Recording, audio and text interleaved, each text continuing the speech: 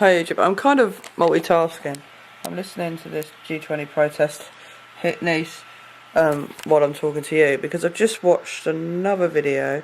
Let me pause that of the St James's Park in Canada, and it's huge, and it's like really cool that it's happening globally on such a scale, and it's getting bigger and bigger and bigger, and normal people. I'm not saying that I'm not normal, but normal people in the sense of who weren't awake, really, as well as people who are awake, are going out and doing their bit on the street, and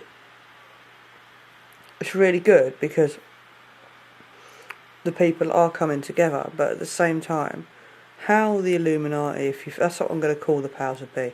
I'm not going to talk. It is the 1%, but the Illuminati, the secret government, the thing that JFK spoke about in his speech, about secret societies. You've probably heard that speech if you haven't listened to it. But that group, so we'll call them the Illuminati, like to create order out of chaos. So they're probably looking at this now, chaos, chaos, chaos. The police surrender, join the people. The military surrender and join the people. And then it's us against them. And that's when they'll kind of bring their order out of chaos. And they'll use people who they'll infiltrate the groups like they do with everything and try and suggest the problem, reaction, solution, because within the community of Occupy, people are talking about problems and solutions to the isms, because all isms are either, you can either have initiative and innovation, which breeds selfishness, if you like, or you can have like socialism, if you like, a way everyone's nice to one another, and all these isms have different issues. And it's finding the balance, and it doesn't seem to be that there is too much of a balance. The way I see it is there's really three fundamental things that every single human being, especially in this world, at the technology level that they're at, should have somewhere to live, i.e. warmth, with some kind of fuel or system of being able to light, so electricity or gas that keeps you warm or gives you light, and clean water and food. Everyone needs that and should be able to get that. And it seems that every country now is not self-sustainable. It exports everything out to the point where we're not taking responsibility for our own actions, and it's down to each country, each culture. And you've got to keep different cultures for the countries. It's like we can't grow bananas in this country. Right, we import them, which is all fine, but why are we paying a discounted price for them?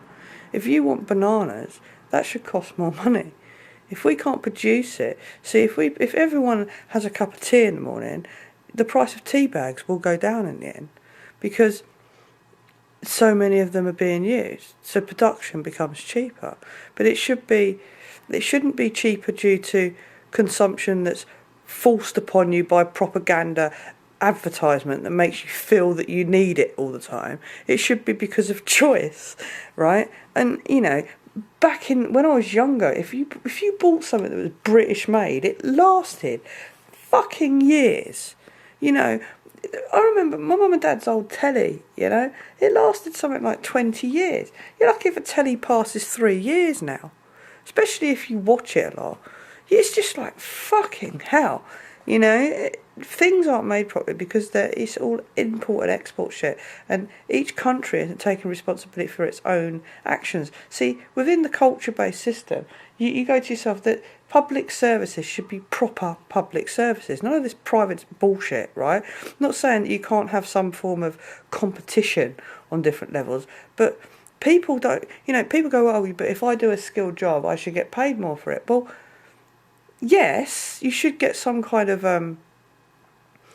in a way, yes, there should be some kind of incentive, but at the same time, surely to God, you get into something because you enjoy it. We need to get away from this, you do something because you have to. There has to be some degree of dead labour in the world, labour that people think that, oh, I don't really like doing this, but I have to do it. I have to farm the land in order to grow the food. Do you know, otherwise I die. But I don't have to write a fucking program that allows me to look at other people's IP addresses. I don't have to do that. That's if people are asking for it because I could make money from it. That isn't the incentive. The incentive should be really because you want to improve your community. You know, things should be done for the greater good. A bit like Star Trek in some respects. And maybe there should be some kind of system where everyone gives a certain degree of labour. But I think all I can see this as is small cultures, small communities, like little towns, their own communities, not their own laws as in such. Like, you should have a law of the land, which we've got, which is common law. Throw all this parliamentary shit out the window, right? There should be other little laws here and there, depending on where you live. You know, you might live in a city or a town where you've got fucking shitloads of places where you can really badly park, and people take the piss and park there. Well, maybe that should have some kind of penalty for you parking on the side of the road in the wrong place to teach people the lesson. But you know, at the same time, not everyone's making that mistake, and that kind of culture creates issues as well. So it kind of needs to be really, really simple, fundamental things, and people need to be a bit more, I don't know, it's so difficult because of the nature of human beings. They want things, you know, but if you invent something, you know, other people may want it, and they could have it, especially if it was made in this country. You know, there's going to be certain things you import, like metals and minerals and shit like that, yeah? And you pay the right price for it. It wouldn't bother me paying £400 more for an item of electricity goods. Say I went and bought... Telly's a really bad example because I probably won't ever buy one. I'm usually giving them. But say I went and bought a telly that telly there is probably 399 quid in... a shop right now. Well, I'd rather pay like £899 for it and have something that was made in this country and that would last. You know, because everyone would be so much better off if things were like that anyway. What's this need for, like, why do people want 16-bedroom houses, 5 cars and like 15 acres of land? There's just excess. There's a point where you just go, what is that about? You've got something seriously wrong up here if you need that. You know, it's just so fucking weird. Everyone has hobbies and interests. Like my hobbies, I make videos, I write music, I express with video. I can do art, but I ain't got the patience. I rush. So video is perfect for me, pictures are perfect for me, music's perfect for me. I enjoy them kind of things, and they're my wants, my interests. I like looking at the stars, and I wish I could go somewhere in this fucking country other than going out to the Outer Hebrides or something to see the stars, because everything's so fucking light polluted.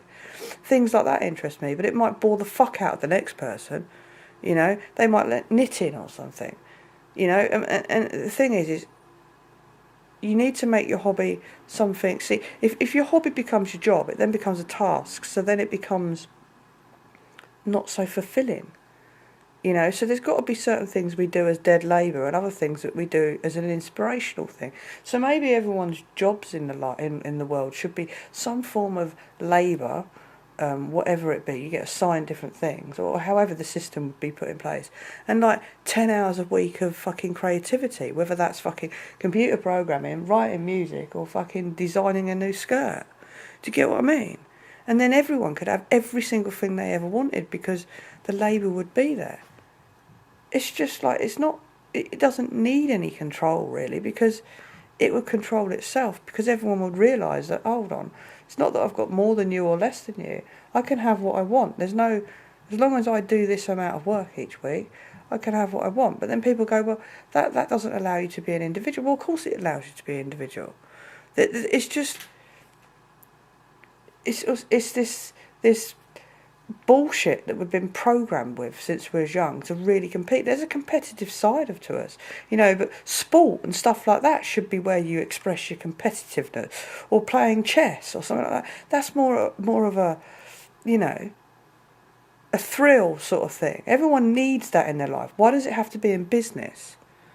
Why does it have to be? Because then when it's in business, it messes with other people's lives. I think to myself, we're in 2011. You watch things like the Tudors back in England, like the 16th century, and you see how we lived then. And we had concrete buildings and, you know, technologies and whatever, if you like, not electrical technologies, but things that you'd think, fuck me, we must have progressed quite far in order to be able to produce these fine objects. Even the king's crown, it's quite technical little fiddly things it was doing. So it was quite advanced, really, right? And I know people were slaves and things were a little bit harder. They must have been, because you didn't have as many creature comforts. But we've got the technology now to have houses that are self-sufficient, that pay for themselves. Right? So if everyone had the opportunity to have a self-sufficient house, that eliminates one cost and one consumption of pointless shit that we don't need to buy. Right? And then food. Well, we can grow our own food. We've got enough fucking land in the world to grow our own food. Every country has. Where's the issue? Why are we eating out of season? If we eat out of season, then you need to go and do an hour's more work of creativity to have bananas. You know what I mean? But it should be cost at the right price and things like that. And it's just like, we're in 2011, not fucking 1611. How the hell are there people in this world starving, got no house, and got no clean water? How the fucking hell, when I sit here and I sit in front of this computer. I had a computer when I was 9 years old. I had a VIC-20. It had 3.5k of memory. The computer program I wrote into it when I was about 10 had about 50,000 lines of basic symbolic instruction code, which is basic language. And it was just like, go subs, datas, all this crap, plotting shit all over the place. And all you're doing is controlling pictures with fields that you can click on. But when the internet was invented, the thing that was invented that they probably thought to themselves, "Whoa, this is great, let's have the internet." And then we've used it as a tool against us, so it's the way we can communicate. If you think how we communicate these days, how 10, 20 years ago, you didn't know what was going on the other side of the world for about an hour, 2 hours, because news channels communicated, but it took longer to filter through. Now you just turn on the internet, it's there, fucking instantaneously. And just the whole cyber network thing, it can't be controlled. That's why the government hates it so much, because they want us to vote against, with fucking porn and all the other shit that goes on with children and all the, kidnap crap and all that crap that goes on with certain programs within the internet. It's all to create fear, so we ask for a fucking secure internet, because they can't control it too much or censor it too much. They find that difficult. At the same time, part of me thinks that they think that it's gone too far, so they think, well, let's just let them carry on and try and create some order out of the chaos.